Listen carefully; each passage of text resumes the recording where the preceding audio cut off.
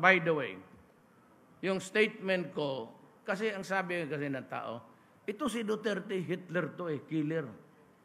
Di sinabi ko rin sa airport pagdating ko, o di sige, si Duterte ako, killer ako.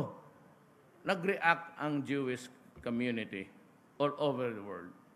I would like to make it now, here and now, that there was never an intention on my part to derogate the memory of the 6 million Jews murdered by the Germans.